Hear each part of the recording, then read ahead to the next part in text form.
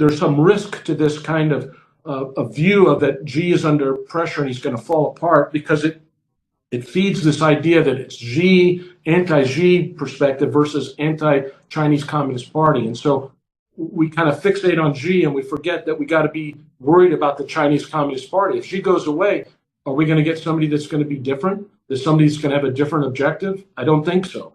We also have to worry about the risk that this means for our government agencies, our businesses, Wall Street. Will they continue to invest heavily in building things that, that are providing funds and resources to the Chinese Communist Party?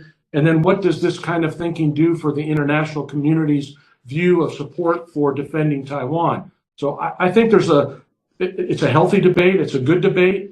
I'm a bit concerned, not when Gordon brings it up, because Gordon is an expert on these things and I trust him.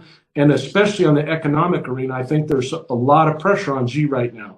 But it's in terms of what it means for the PLA and this decade of concern where Xi is going to be faced between now and 2030, 2035, of making a decision on whether or not to use the military to bring Taiwan under their control, because the non-kinetic methods of trying to get Taiwan under the control, whether it was economic or information or cognitive warfare, or those things, if those things don't bring Taiwan under their heel, they're going to be facing a decision matrix in Beijing and Shanghai that says we got to make a decision to use the military. And as time goes on, up till about 2030, if they haven't resolved the Taiwan issue, there's going to be pressure to use the military. And every day we continue to see them practice to do that, or as Admiral Papero says, to rehearse to do that.